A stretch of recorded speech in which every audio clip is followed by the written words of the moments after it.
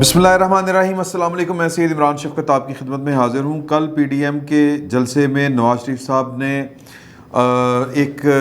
नया महाज खोल दिया है। अगर आपने उनकी तकरीर सुनी हो तो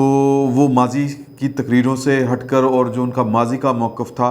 वो गिना चुना था, या गिने चुने से मुराद है वो चंद अफराद तक उनकी तनकीद महदूद थी। चंद अफराद से मुराद ये है कि चंद जो रियासत पाकिस्तान के मनसबदार हैं जिनका नाम उन्होंने गुजरांवाला के जलसे में लिया था, और फिर उसके बाद बहरहाल वो कह लें कि पीडीएम जो है वो बाहमी या अंदरूनी सियासत का शिकार होकर नीम जान सी हो गई। अब पीडीएम को वो दोबारा से रिवाइव करने की एक अपनी तरफ से एक कोशिश है, लेकिन उन तकरीरों में जिस तरह वो नाम लेते थे चंद अफराद का, बल्कि एक दो अफराद का नाम लेते थे, और जो उनके नाकदीन थे आगे से, या वो जो पाकिस्तान के जमहूरी अमल से ज़्यादा और दस्तूरी रवायात से ज़्यादा जो अदारों के ऊपर बिलीव रखते हैं, वो लोग नवाज़ शरीफ साहब के बहुत बड़े नाकद हो गए, और उन्होंने तनकीद कुछ इस तरह से करनी शुरू की कि ये अपने ज़ाती मुफादात की खातर, सियासत की खातर, इक़्तिदार की खातर पाकिस्तान के अदारों को मुलव्वस कर रहे हैं। और ये पाकिस्तान के फिर अदारों की तरफ से भी इस पर एतराज़ किया गया, और फिर बड़े यानी कहें कि तरीके के साथ ये मैसेज भी कन्वे किया गया, और फिर ये एक पैगाम भी मुख्तलिफ़ ज़राए से दिए गए,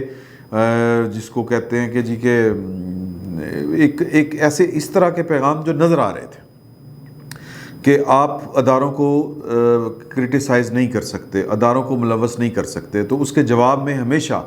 मरीम नवाज़ अपनी तकरीरों में, नवाज़ शरीफ साहब अपनी तकरीरों में कहते थे कि हमें पाकिस्तान का दिफा और पाकिस्तान के इदारे बहुत ज़्यादा अजीज़ हैं, और हमने पाकिस्तान के दिफा को मजबूत किया है। वो फिर आपको याद होगा कि उन्होंने लंदन में सहाफ़ियों से गुफ्तगू करते हुए एक बात कही थी कि मैं तो वो आदमी जिसने एटमी धमाके किए, जिसने अमरीकी प्रेशर मुस्तरद किया, और वो जो टॉमाहॉक मिज़ाइल है, क्रूज़ मिज़ाइल जिसको कहते हैं गालबन, वो एक जब वो फायर हुआ था, अगर आपको याद होगा, क्लिंटन के दौर में अफ़गानिस्तान में फ़ायर किया था, और वो पाकिस्तान के ऊपर से गुज़र के गया था। एक मिज़ाइल पाकिस्तान की हदूद में गिरा था, उसामा बिन लादेन को निशाना बनाना मकसूद था। तो वो आप यूँ समझें कि वो तबाह हाल नहीं था, वो ज़िंदा मिज़ाइल जो गिरा था हाथ लग गया था पाकिस्तान के।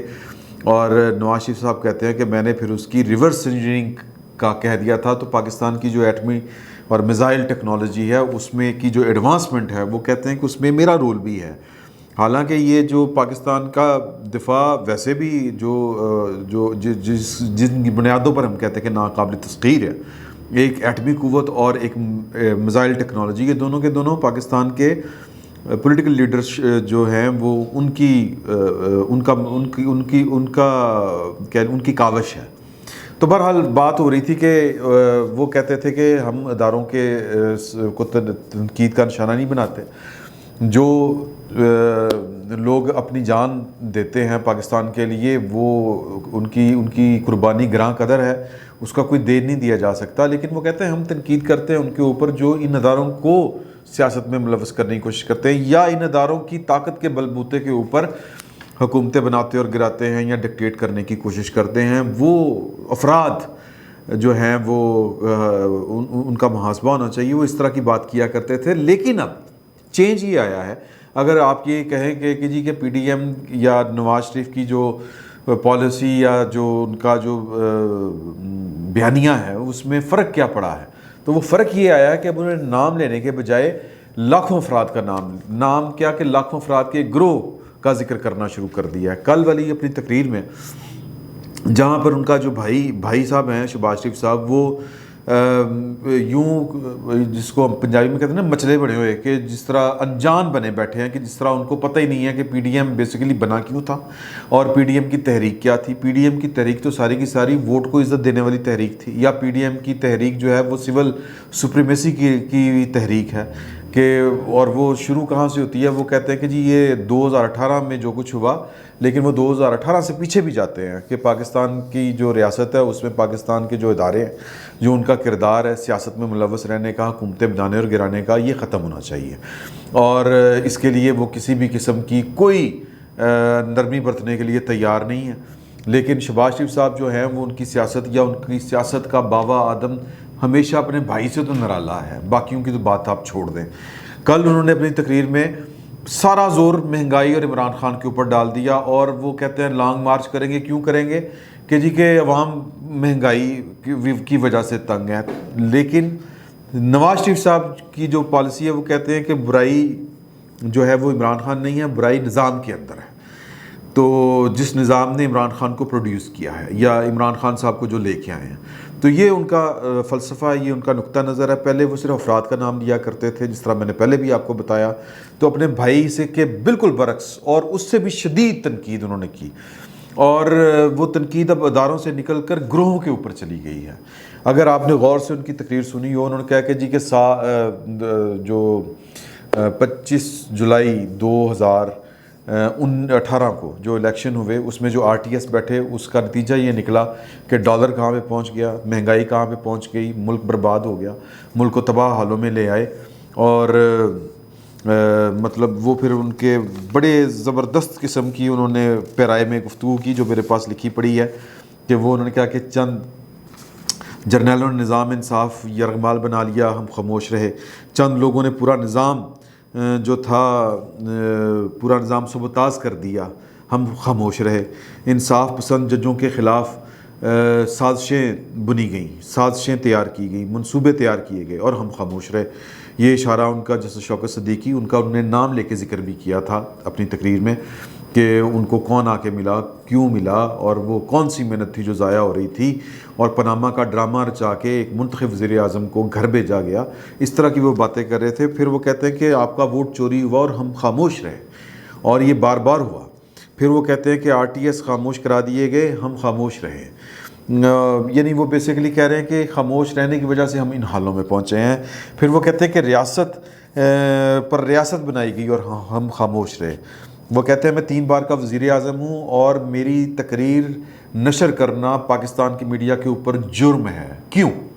تو وہ کہتے ہیں کہ یہ اپنی مرضی سے جو پاکستان کو چلانے چاہتے ہیں پاکستان کے لوگ، تو وہ پاکستان اس طرح چل نہیں سکتا۔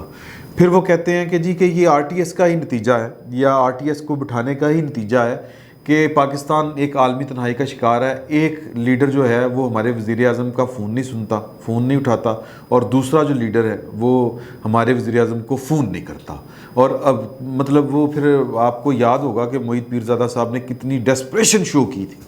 اور جس طرح کہ عمران خان صاحب جو ہیں وہ دن اور رات بیٹھ کے صرف اپنے تکیے کے قریب جو فون سیٹ رکھا ہوا ہے، یہ کارڈ لیس نہیں، دوسرے والا تار والا فون جو ہوتا ہے، پرانے والا فون، ہاٹ لائن جس کو کہتے ہیں، وہ سرانے رکھ کے سوئے ہوئے ہوتے ہیں کہ جناب کہ شاید فون آ جائے، شاید فون آ جائے۔ کہتے ہیں کہہ کے نہیں کرتے، ٹائم دے کے نہیں کرتے۔ تو وہ یہ طنز کر رہے تھے، وہ اسی وجہ سے وہ کہہ رہے ہیں کہ یہ تنہائی اسی وجہ سے ہے غالب، کے لوگوں کو، دنیا کو پتہ ہے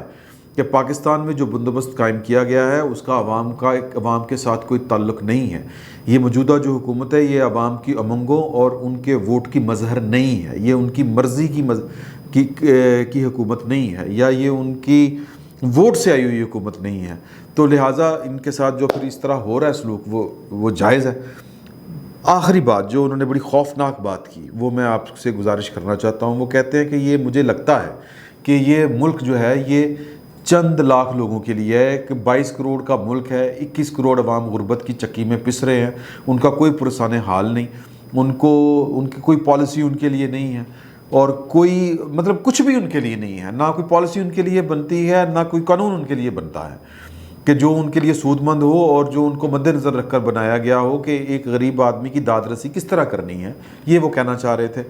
تو وہ کہتے ہیں کہ وہ جو باقی کے لوگ ہیں ان میں بھی چند لاکھ لوگ جو ہیں وہ پاکستان کے وسائل کے اوپر، پاکستان کے خزانے کے اوپر قابض ہیں، وہ تنخواہیں لیتے ہیں، وہ پینشنیں لیتے ہیں، وہ پلاٹ لیتے ہیں، اور پھر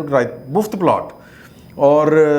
وہ بھی خبریں آ گئی ہیں، آپ کے نالج میں ہوگا، وہ زاہد کشگوری صاحب کی خبر ہے، رپورٹ ہے کہ 400 کے قریب اعلیٰ بیوروکریٹس کو جو پلاٹ بانٹے گئے ہیں اسلام آباد کے دل میں،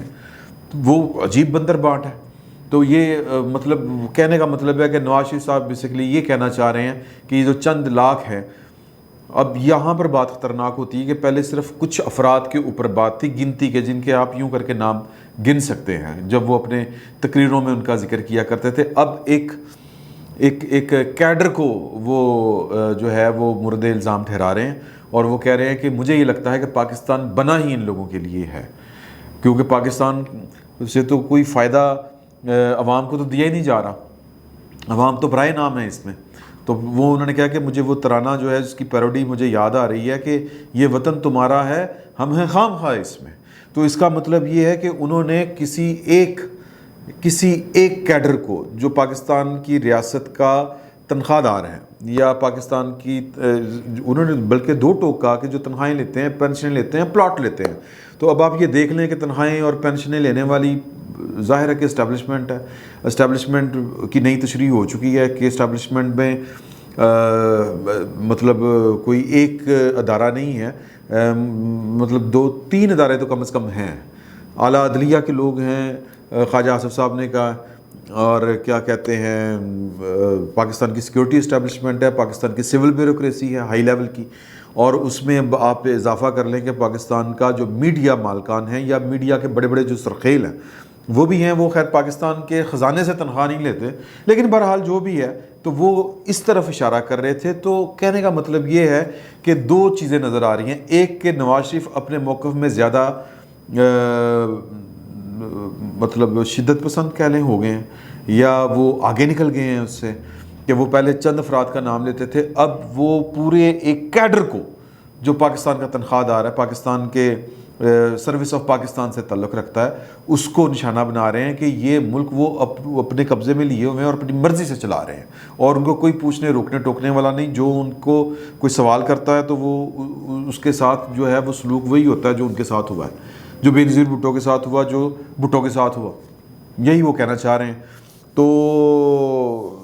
مطلب یہ کہ ایک بات تو یہ ہے کہ نواز شریف کے موقف میں زیادہ سختی آ گئی ہے۔ نواز شریف صاحب جو ہیں وہ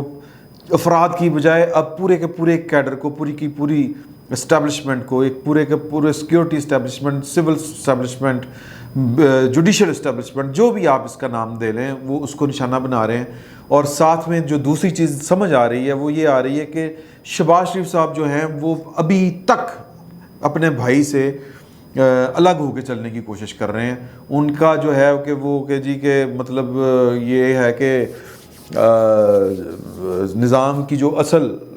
جو جہاں سے ٹھیک ہو سکتا ہے اس طرف توجہ دینے کی بجائے جو سامنے کی چیزیں ہیں وہ انہی کے اوپر بات کر رہے ہیں۔ مطلب کہ پی ڈی ایم کا جو جوہر ہے، جو اس کا آپ کہہ لیں کہ جو نیوکلس تھا اس تحریک کا، وہ تو یہی تھا کہ نظام بدلنا ہے، لیکن نواز شریف صاحب کے بجائے ان کے اسٹانس کے بجائے شہباز شریف صاحب کہہ رہے ہیں نہیں، چہرے بدلنے ہیں۔ تو مسلم لیگ نون کو یہی تقسیم جو ہے وہ بعض لوگ کہتے ہیں کہ یہ اس کی کامیابی کا راز ہے، بعض لوگ کہتے ہیں کہ جی کہ ابھی تک جو سب سے زیادہ خسارے میں اتنی پاپولرٹی گین کرنے کے باوجود، کیونکہ جتنے سرویز آ رہے ہیں اور جو لوگ پولیٹیکل پارٹیز بھی کروا رہی ہیں، ایون عمران خان صاحب بھی کروا رہے ہیں،